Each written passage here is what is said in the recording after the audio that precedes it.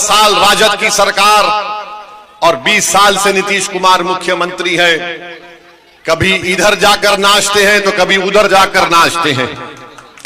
मगर बताइए आपको क्या हासिल हुआ? इनकी तरफ से कोई मुसलमान आता है और आकर कहता है कि देखो भैया हम हैं, आप हमको बोलो।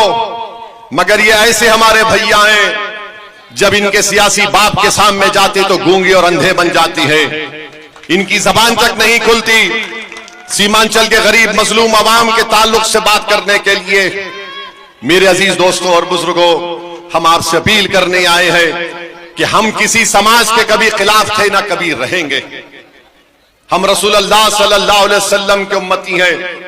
हम किसी मजहब के खिलाफ नहीं हो सकते। जो मुसलमान है वो किसी मजहब के खिलाफ हो ही नहीं सकता। जो सच्चा मुसलमान है, जिसको दीनी तालीमात से वो बाखबर है, वो जानता है हम किसी के खिलाफ नहीं। मगर अगर कोई हमारे खिलाफ होता है और अगर कोई हमको आके छेड़ता है तो फिर हम उसको छोड़ते नहीं है। इतना भी याद रख लो। तुमने हमसे छेड़खानी की, अब इसका जवाब तुमको देना पड़ेगा।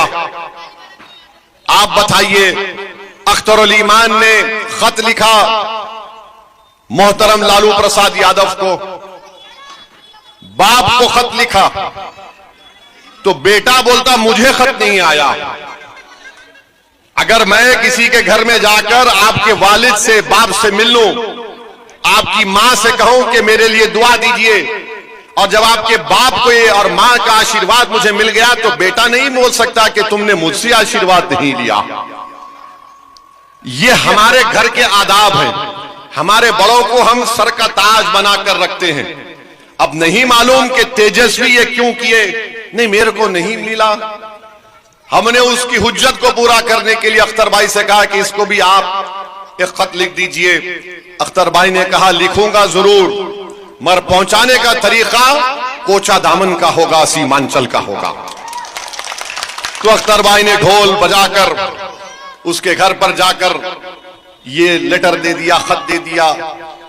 तो तेजस्वी बोलते मुझे डराने के लिए आए। अरे डराने के लिए कहां, एक खत देनी है तो तुम डर गए। इतना डर क्यों है तुमको? हम तो डराने के लिए नहीं आए थे। ना हम डराते ना हम डरते। हम डरने वाले सिर्फ रब्बे कायनात से है जो जमीन और आसमान का खालिक है। हम मखलूक से नहीं डरते। ना हम वजीर आजम मोदी से डरते, ना किसी सियासी लीडर से डरने वाले हम। अख्तर साहब ने खत दिया। खत में क्या लिखा कि हमको सिर्फ 6 MLA दो, 5 तुम जीत चुके। तुम जीत गए तो मंत्री मत दो। हम सिर्फ एक ही बात लिखे कि सीमांचल डेवलपमेंट काउंसिल बनाओ ताकि सीमांचल को इंसाफ मिले। जिस तरह बिहार के दूसरे इलाके के लोग इंसाफ से, इज्जत से जिंदगी गुजार रहे, सीमांचल की जनता भी वही चाहती है। सीमांचल की जनता ये नहीं कह रही है कि आसमान से तारे तोड़ के लाके दो। सीमांचल की जनता बोल रही है अगर पटना में एम्स बनता है तो सीमांचल में भी एम्स बनाओ।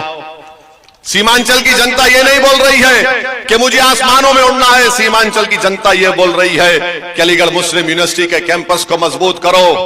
सीमांचल की जनता का मुतालबा यह है कि जब बारिश में सैलाब और पानी आता है, जमीन के कटाव को रोका जाए। सीमांचल की जनता ये कह रही है कि ब्रिज बनाओ, और नीतीश कुमार के दौर में जो ब्रिज बनता है जमीन में धंस जाता है। ये हमारे मुतालबात थे। अब इसके बाद भी अगर कोई जोकर बी टीम बोलेगा तो याद रखो तुम्हारा टीटी कर देंगे हम। हमने सब चीज खोल खोल कर बता दिया आपको। हमने बिहार की जनता को बता दिया। हमने सीमांचल के घर घर तक अख्तरुल ईमान ने अपने खत के पैगाम को पहुंचा दिया। और अगर हमसे लोग आकर पूछे कि आप खत लिखकर क्यों कमजोरी के मजाहरे कर रहे हैं, हम उनको भी कहे और आपको भी कह रहे हैं अख्तरुल ईमान ने दोस्ती का हाथ बढ़ाया।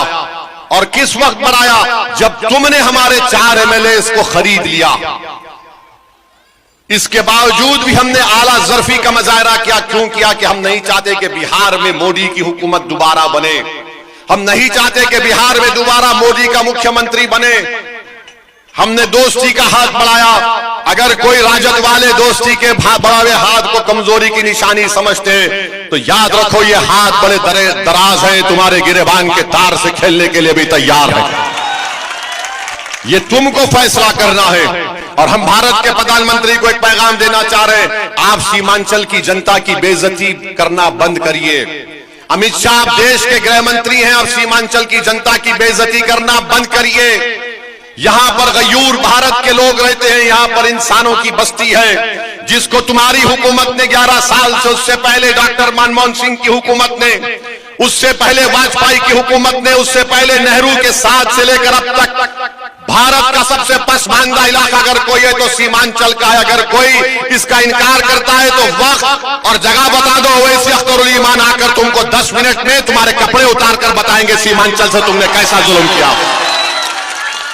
हमारे पास हमने किताब निकाली सीमांचल के ऊपर, हमने एक्सपर्ट्स को बिठाकर बताया कि सीमांचल से को कैसा लूटा गया।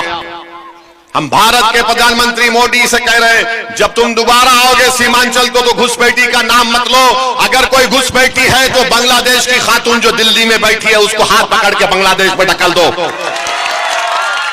वो बांग्लादेश से भाग कर आकर मोदी को अपना भाई बनाकर बैठी और तो हम भाइयों को बोल रहे हैं कि हमारे पास बांग्लादेशी है। मोदी जी, जो तुम्हारी बहन बांग्लादेश से आकर बैठी उसको ले जाकर बांग्लादेश में छोड़ दो। अगर नहीं छोड़ सकते तो हमारे हवाले करो, हम किशनगंज से ले जाकर उसको उनके पास पेश कर देंगे। 65 लाख नाम इलेक्शन कमीशन ने निकलवा दिए, मगर क्या एक घुसपैठी का नाम आया? अगर बीजेपी आरएसएस सीमांचल को बदनाम करने की कोशिश कर रही है, हम उनको बता रहे हैं कि जब चुनाव के रायदही का दिन आएगा, मतदान का दिन आएगा, सीमांचल का एक एक बच्चा, सीमांचल की एक एक मां, सीमांचल का एक एक बुजुर्ग निकलकर वोट के जरिए तुमको पैगाम देगा कि ये भारत की सरजमीन है, यहां पर कोई बांग्लादेशी नहीं है।